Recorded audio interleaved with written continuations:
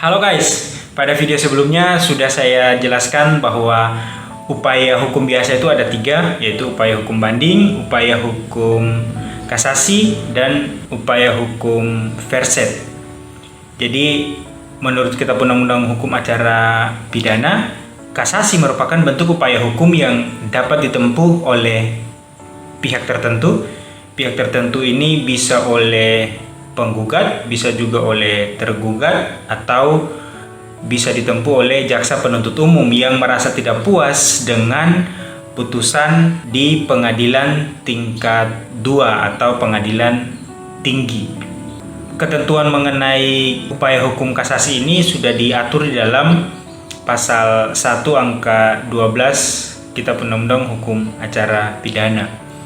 Jadi misalnya nih, pada kasus Sambo di Pengadilan Negeri Jakarta Selatan, dia divonis mati, kemudian dia mengajukan banding di pengadilan tinggi atau pengadilan tingkat kedua.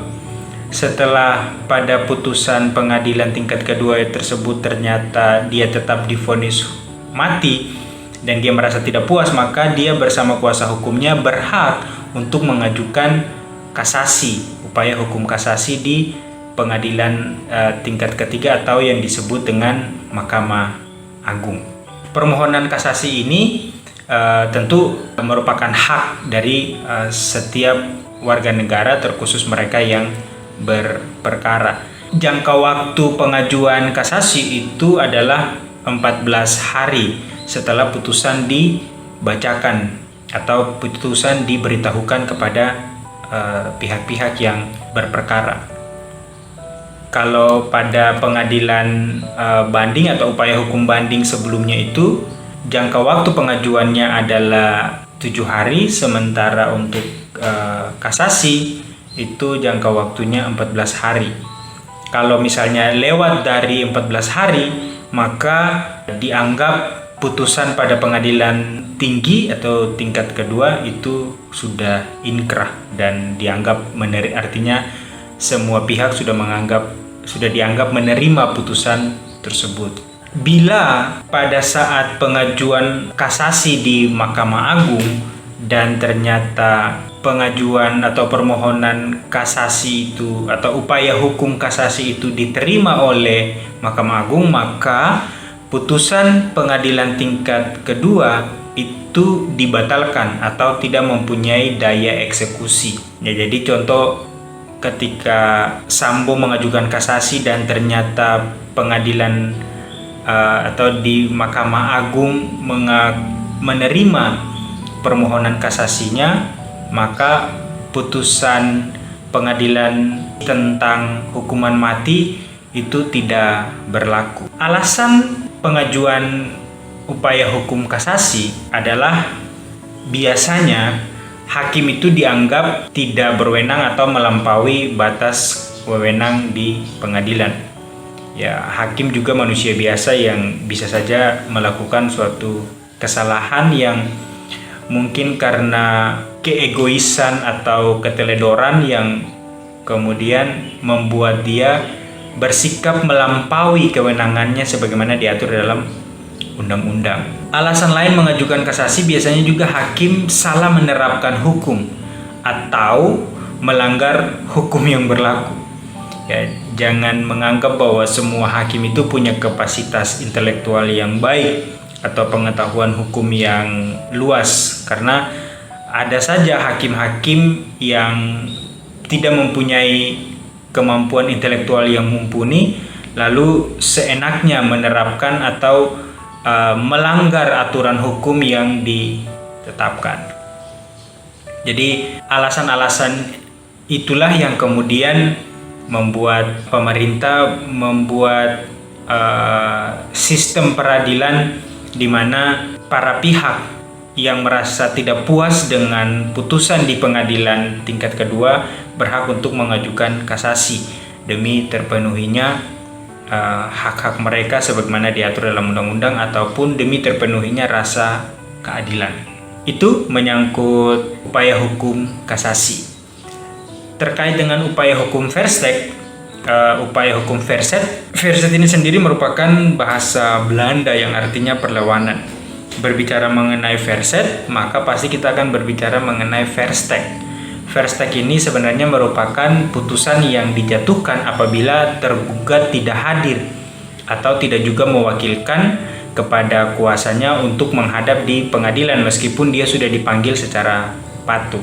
Biasanya verset ini atau putusan verstek ini berlaku dalam perkara perdata. Jadi ketika terjadi suatu prestasi misalnya antara satu pihak dengan pihak yang lain, kemudian berperkara di pengadilan, lalu pihak tergugat tidak menghadiri persidangan tersebut dan hakim menjatuhkan putusan pada saat dia tidak hadir, itu yang disebut dengan putusan verstek. Nah, oleh sebab itu, kalau tergugat merasa tidak adil atau tidak terima dengan putusan pengadilan tersebut, maka dia berhak mengajukan perlawanan dalam bentuk pengajuan upaya hukum verset. Jadi contoh, saya digugat oleh pihak lain karena saya tidak membayar hutang. Lalu saya posisinya sebagai tergugat.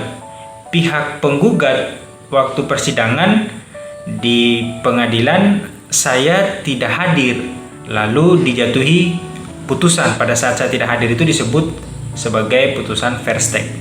Nah, karena saya merasa tidak terima dengan putusan tersebut, mungkin karena putusan itu terlalu memberatkan saya, misalnya saya hanya berhutang 100.000 tapi kemudian dituntut saya harus mengganti duit 1 juta, maka saat saya tidak menerima itu, saya berhak untuk mengajukan upaya hukum verset di pengadilan yang sama, ya dalam hal ini adalah pengadilan tingkat pertama atau pengadilan negeri.